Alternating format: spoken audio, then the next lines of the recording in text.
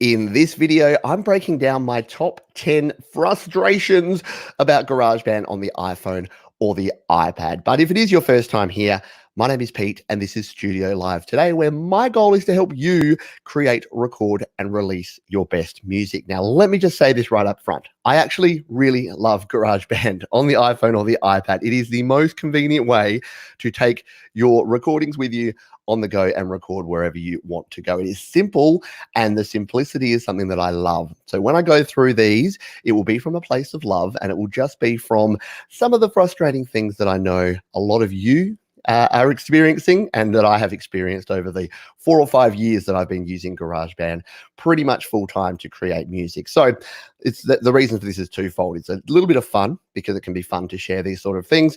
And hopefully we can actually share some tips as well to get over some of these frustrations, because not all of them are completely unsolvable. There are some tips and tricks and ideas that can help us get through some of these frustrations. But first up, let's ask this question. What is your biggest frustration with GarageBand? Now, I've already asked this on the channel, so I've got some answers here that I've pre-saved, which we'll get to just before we get to number one. I'll jump in and show those. But if you are here live, welcome to everyone who is here live on the stream. If you're here live, then drop your number one in the description, in the comments, the chat. That's what I'm trying to say down below. And I will get to some of those as well as we get through. But for now, let's start and count down these top 10 GarageBand iOS frustrations. Starting with number 10. So this is the one that has frustrated a lot of folks and I get asked about a lot. And that is that you can't view the track view when you're recording. So if we bring this up here, this is the classic GarageBand track view, right? And when you record, what you want to be able to see is all of your tracks along here. But here's the problem. As soon as you hit record on an audio recorded track, what do you get pop up? Yeah, you get that one. You get your actual microphone display. So if you were trying to sing along to, say, a guitar track or a backing track, you can't see the cues. You can't see the waveform in the background. And that is something that frustrates a lot of people. Now, is there a way to fix this? No is the short answer. If you're just using your phone and nothing else, or your iPad and nothing else, there's no way to fix that. However, there is a bit of a workaround, and I've linked in the description, along with all of the 10 that we're talking about today are down in the description, so you can go and review those. But next to each one, I have a tip that might help you avoid that frustration. So for this one, multi-track recording is actually going to help you. So if you own any 2-channel or more interface like this one, like the Steinberg UR22C, if you own yourself a 2-channel interface, plug it in, and then when you're recording, select a second track, because as soon as you have 2 tracks enabled, as soon as you have a second track, we can do this and we'll pop a second audio track in there on my phone. As soon as you have 2 tracks enabled like that, all you need to do is when you've got your multi-track selected, you will have pop up over here, the monitor and the record button. You record 2 tracks at once. And then, yes, when you're recording, you stay on this screen. So you don't have to actually close out. You don't go to that other screen. You can stay on this screen and record your 2 tracks, as long as you're recording 2 or more tracks at once. So that's a good tip and a good reason to pick yourself up. Even if I don't have it here, but even if you get the cheapest, like the Behringer UM2, that's a 2-channel interface, a guitar interface and a microphone interface, and plug that in, then you're going to be able to do that. You can use that hack. And I use it even if you're not recording a second track, just record nothing into your second track just so that you can get that view. That's my tip, my recommendation, and what I do when I want to be able to see that. All right, we're on the countdown here. Number 9. Let's talk about MIDI, shall we? So MIDI importing can be hit and miss at best. So when you're importing a MIDI track into GarageBand on your iPhone or your iPad, what can happen? A few things. It can just simply not work. So if the MIDI track is not in 100% standard format, GarageBand won't read it. The other thing that can happen that frustrates a lot of folks is sometimes the drum tracks get dropped into a piano track or vice versa. So you could get your drums that sound like this, because they're just using some other sort of instrument, or your piano, your nice melodic sound can just sort of go, you can just use the drums. Now, in terms of solving this one, there isn't a simple solution, but from talking to other folks, what a lot of folks have said is if you use another app, so Music Studio has been suggested, Audio Pro has been suggested, if you import into there, and then change the alignment of the instruments, save back out as MIDI, and then import into GarageBand. Unfortunately, GarageBand has 0 options for setting up how you import MIDI. So you have to actually change at the file end, not at the GarageBand end. And the other way is just try and find another MIDI file. So if you are struggling with a particular MIDI file, if you can find another one, it may actually work. So if you want to find out more about importing MIDI in GarageBand, check out the channel. Just search my name and MIDI, and there'll be a heap of videos about importing MIDI into your GarageBand projects. We got to keep moving because we're on to number 8. And number 8, I'm going to hold this up and tell you what number 8 is all about. Now, if you, like me, got into recording on your iPhone or your iPad and you thought, hey, I need to connect up my USB devices, you may have bought yourself something like this, an OTG, a Lightning to USB adapter that looks a bit like this, and then had a ridiculous amount of frustrations when it stopped working. Or it could have worked in one version. So I think for me, it was iOS 10. This was actually working. iOS 11 came around and it basically bricked this. So it doesn't work anymore. So what have I learned out of all of this?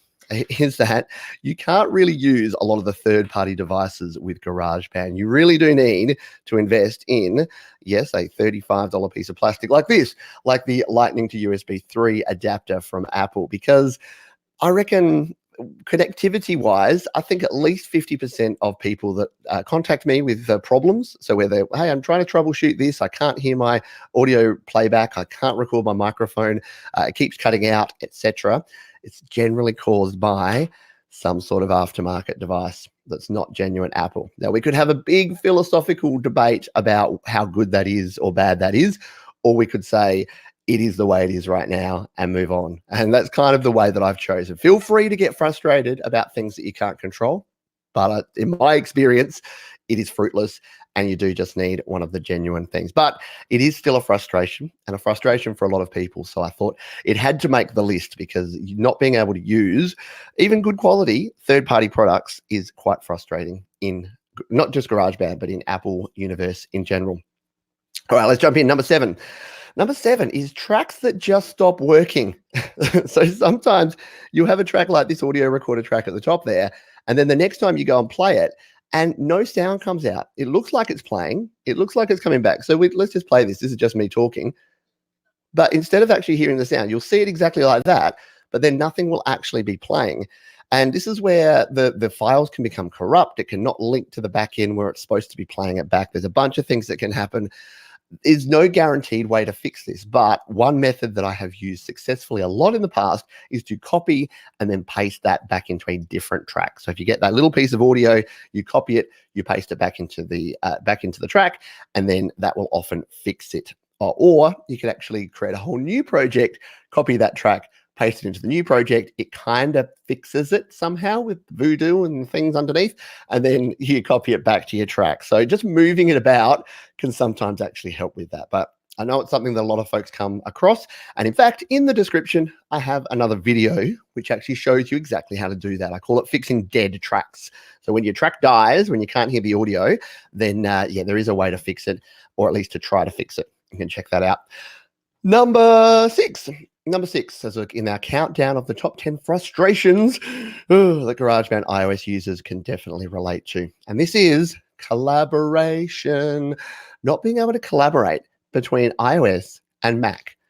So how frustrating is this? It's super frustrating. So we have 2 applications, both called GarageBand. GarageBand on iOS can export to GarageBand on Mac, no problem. You can then make your changes in GarageBand on Mac. As soon as you try to send it back to iOS, no dice. iOS will not open a GarageBand Mac project.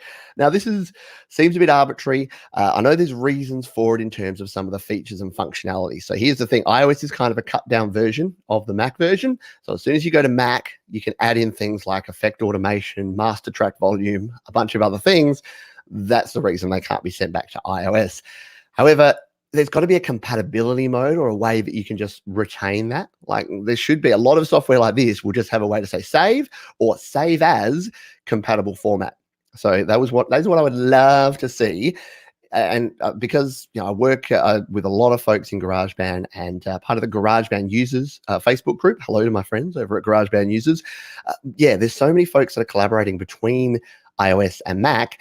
but it just makes it so difficult. Now, what do you have to do if you do want to collaborate? Well, you have to use merge. So you have to merge down your tracks, or you have to export as stems, as individual audio files, and then send those between the two. Because, yeah, as soon as you try to send MIDI and virtual instruments and other track settings, it ain't gonna work, which is a shame, but is the reality of the situation. All right, before we get to number 5, before we go into our top 5, why don't we jump in and see if we have any frustrations that the folks here are experiencing. So folks here live, if you want to join me live, make sure you're subscribed. Head to studiolivetoday.com and you'll be able to find ways to subscribe and to get in touch with me here. We'll just see if anyone has any frustrations so far. So Omar Torres says, I wish some of the virtual guitar sounds do improve in the future. That's a really good one. And you know what? I didn't actually throw this in my list. Oh, I've spoiled it. I didn't throw that in my list. I think I threw it in my list last time around. But yeah, the virtual guitar. I think I've just got past them. I just use my real guitar now because the virtual guitars are kind of weak at times. Victor Ibel says, I get frustrated that GarageBand does auto-normalisation. Say no more. That may well be in some of my lists that we get here. So clearly epic. Hello, my buddy Steve agrees with Victor, of course. And what about iCloud, Mac to iPad? So yeah, so we just talked about sharing. So going between iCloud, Mac to iPad, you can do. However, again, if you share via iCloud from Mac to iPad, you can view it, but you can't open that Mac that mac.band project. So you'd need to again export them as stems or as exported WAV files to actually work that way. And Kevin Bentley says would like to be able to export to Pro Tools. Yeah.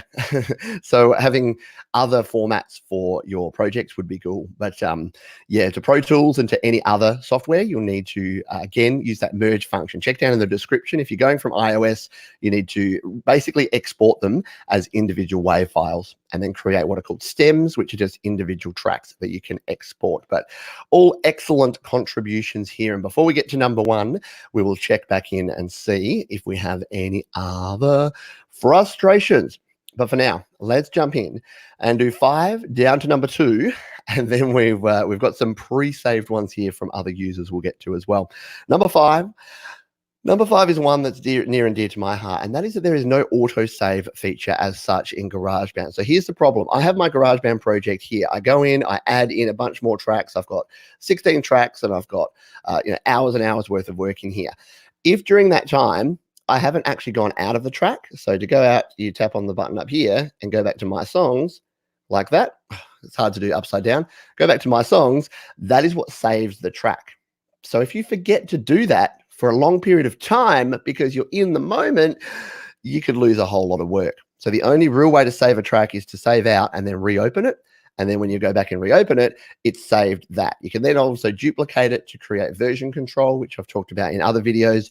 But yeah, just having the ability to say, hey, this is modern technology, right? How about you have a little setting in there that says every 5 minutes, just save my track, just save my whole project, please. Because you can say, yes, you should remember to save. Yes, you should remember to back up. Yes, you should use version control. But when you're in the heat of the moment and you're creating music, you're not really thinking in terms of administration of files. You're thinking, how do I get this guitar solo right? So just having that protection would be so nice because, yes, I don't know how many people have come to me and said, oh, no, I was using it. And the worst is you can do a bunch of recording and then just sort of leave your phone there and go do something else. And then you're in other apps and you're doing things and you go, oh, I never closed it. I never closed GarageBand. You go back to GarageBand, you realize you've flicked it closed or something. You're in a frenzy with other apps. So yes, I would love some sort of autosave. Maybe it's just me. Maybe I just need to be more careful. Let's continue on. Number 4 is auto-normalisation of exported tracks. So yes, this was, I think, Victor that raised it, and a few other folks have also raised this in recent times. And that is that when you are exporting a project from GarageBand iOS, what it does is it has a handy feature. And look, I do love this feature for a lot of reasons. If your track is not up to 0 dB, it will auto-normalize it, which means it raises the overall volume. So say you have a really quiet track because you've recorded it really quietly, what it will do, it will raise it up to the peaks being at 0 dB. Now that is handy if you have a quiet track. But if you are recording a louder track, and if you want to mix it, and if you want to have what's called headroom to master your track, then that can actually be a really not useful feature. So what you want to do, generally when you're exporting, you don't want things right up at 0 dB if you're going to master. If you're not going to master, it's super handy because you could just export it and then mix it and you're good to go. But if you do want to master your track, you need some more headroom. You need to find a way to lower it down. A couple of tricks here that can help you out. You can actually use the master volume hack, which is where you change the volume using the FX track and reduce the volume down. It won't help things 100%, but what it can tend to do is bring down most of your levels, because the thing is, it doesn't matter if you have sort of a few little bits at the top. The problem with auto-normalization is sometimes it gives you like that big sausage waveform. So everything is right at the top. If you lower down the volume of the whole track, then you'll get a bit of headroom. And even if then when you master, you need to just drop it by 5 dB or 10 dB on the way in your mastering program, and then do your limiting and whatever else you need to do, it can still work out. Another tip, which I'm yet to try, my buddy Case, who you might know, he's one of my regulars here on the channel, and I interviewed him a few months back now about his creations. He had an idea where he actually tried a bit of a test where he screamed really loudly in just one section, like a 1 bar at the start of the song, and then had the rest of his song. And because that was the loudest point, that is what actually limited it, and that's what hit the normalization. Therefore, everything else actually was dropped down. And I think this is actually genius. I definitely need to try it over the coming weeks. So keep an eye on the channel. I will try that one out because I desperately want a solution for this one. But if you want to learn the master volume hack, check the description. We have a link to that one down there. Numero tres. Let's go in. Number three. Number three is, this is one that if you have thumbs like mine, if you have these sort of chunky thumbs, and especially if you're using your iPhone, not so bad on the iPad, but on the iPhone, have you ever noticed this, that when you're moving a track around like this, when you're moving your track, sometimes you can move it like a nice little amount. And that's really, really handy, yeah, except when it's not. Except when you've got a whole bunch of tracks down here and you realize you've nudged a vocal like a couple of sort of half beats to one side, and then you go away and do a whole bunch of other stuff. You come back and you're like, why is that vocal out of time? And what the heck happened here? And because you've gone 10 things in the future, you don't have enough undos to go and undo it. Plus, you've done a whole bunch of other mixing and things that you don't want to undo. So not having the ability to lock down a track so that you don't accidentally touch it and move it around would be a really handy feature, because it is something that I do really often. And a lot of people come to me and say, Pete, how do I lock my track? I keep moving it around and I keep touching it and nudging it. So yes, that would be a great feature to have. What I have actually found works really well is using, not smashing your microphone, is using a mouse.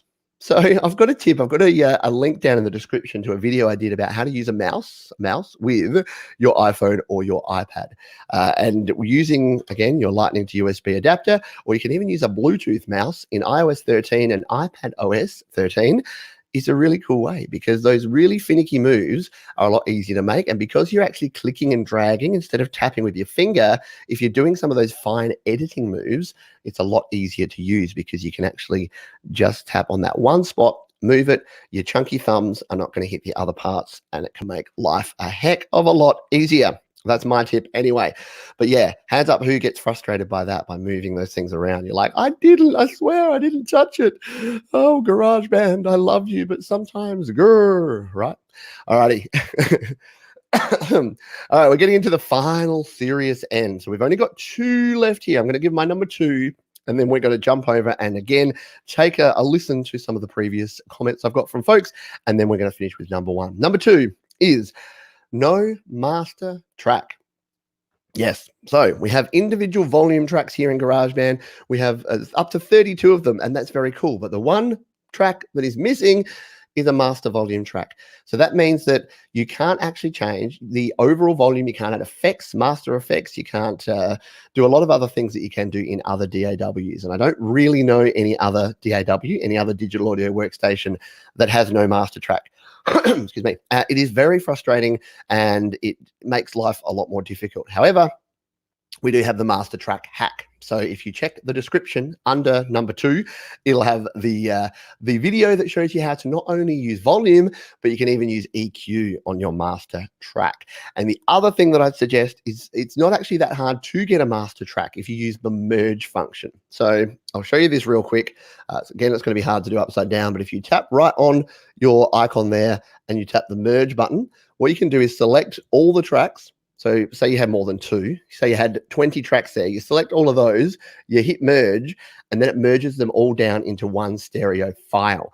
Now that can be really handy because then you can actually use that. Or the other thing that I do is actually just export my whole project as a WAV file, then import it back in as one single track. So you basically, say you've got 31 tracks, well, no, that's a bad example. So you've got 20 tracks, and then your 21st track is actually a stereo track of all 20 of those tracks mixed down, and that's the one you use. Does mean if you make any tweaks on any other track, you need to re-export, re-import. So there are a few hacks. There's a few ways around. You can use the merge function. You can use the FX function to do that. You can export it and bring it back into a separate project or even back into the same project as a stereo WAV file and do all your processing on that. So not all is lost, but it's a little bit of a shame that for something so simple, we have to use some major workarounds.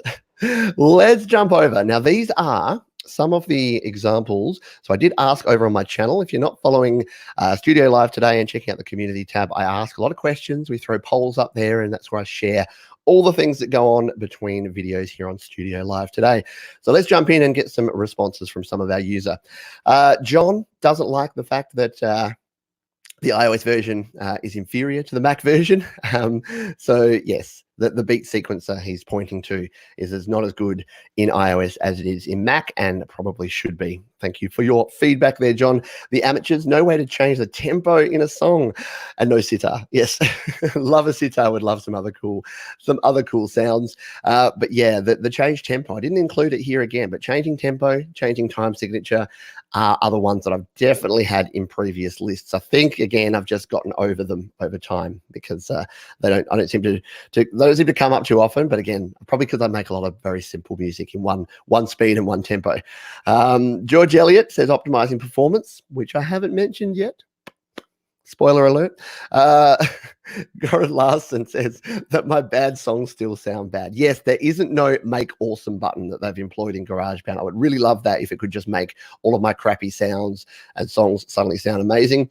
Manguiman says my biggest frustration, limited time signatures again. Yes, no way to change from one time signature to another. Yes, and no step time recording function that I know of. Yes, so all about the timings and the time signatures and the way that we can use tempos and speed changes is something a lot of folks seem to not be happy with. Here's Case again. Yes, no compatible with GB for Mac. I agree. We've already talked about that one. I'm totally okay. Doesn't like live loops. Yeah, not a fan of that. And also not being able to strum and pick the strings of the guitar. Yeah, so the guitar gets a lot of attention. A lot of folks seem to not love the guitar's functionality as well as it sounds there as well.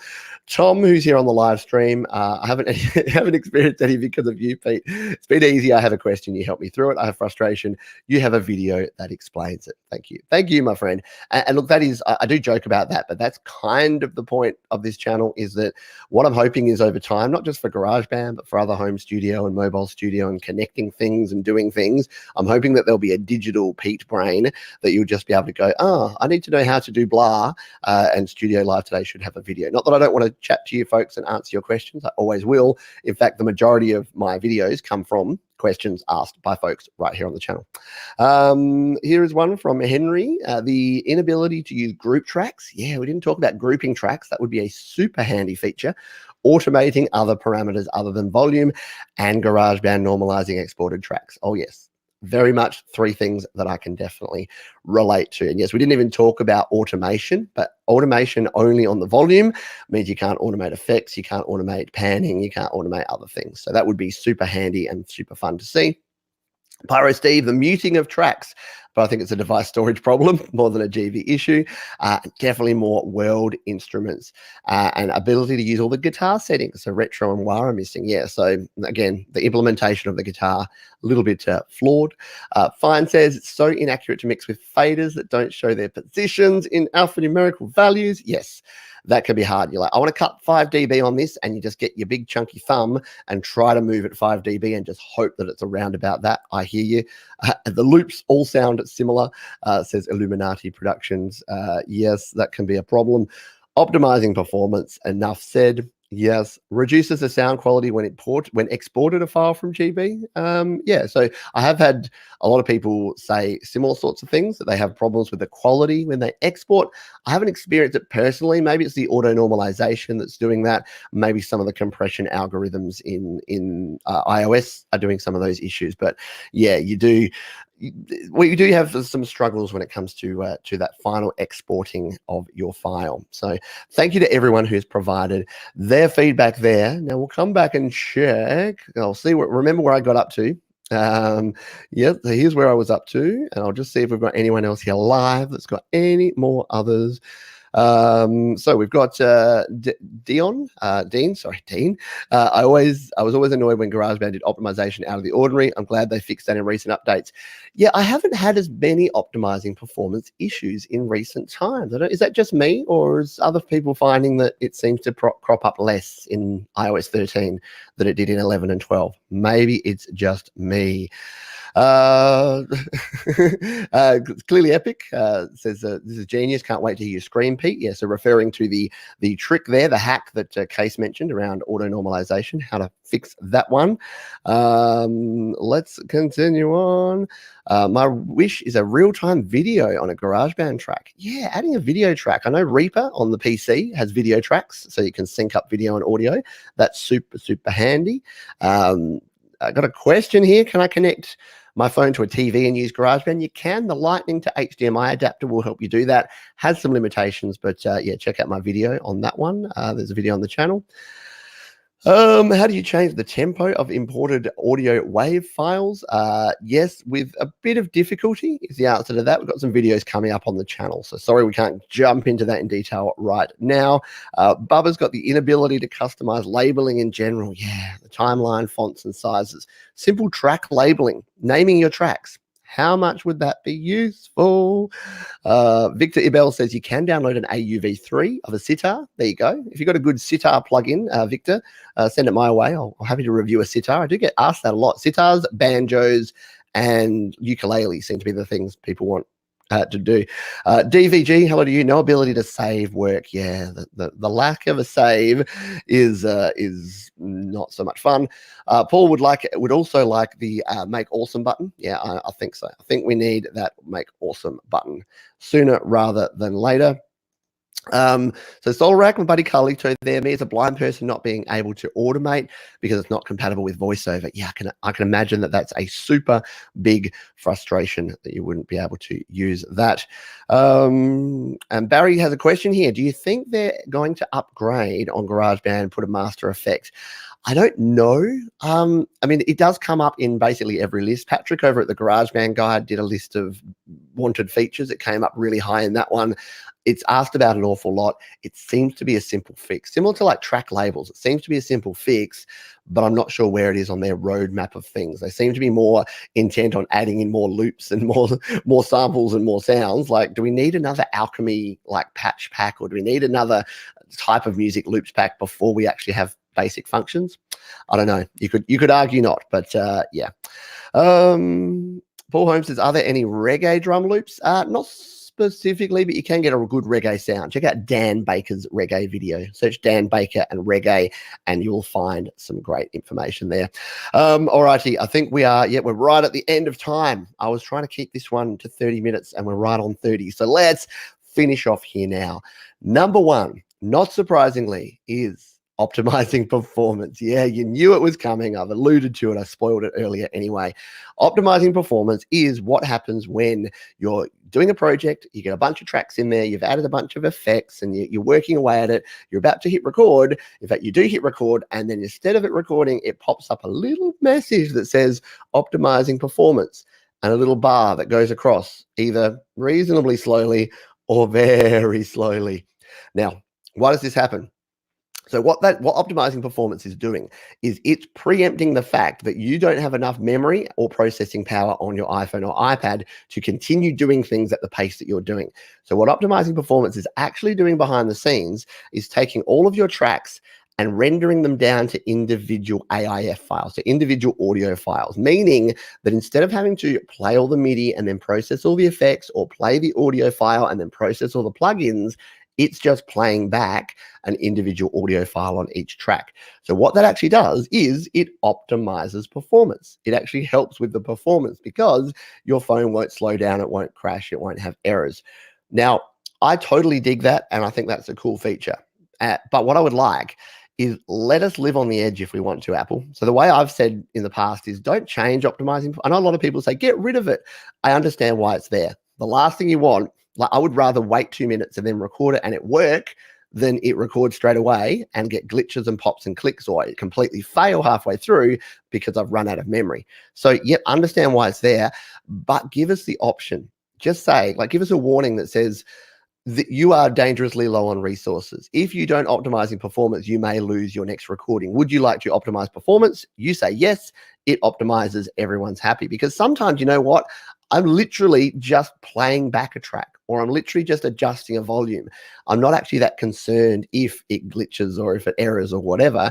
So just give me the option. That would be my take on this, or have an option buried in the settings in the advanced mode that says, would you like to optimize performance a lot, a medium amount, or a little? And then it says, warning, if you optimize a little, you may corrupt your files. You may lose your work.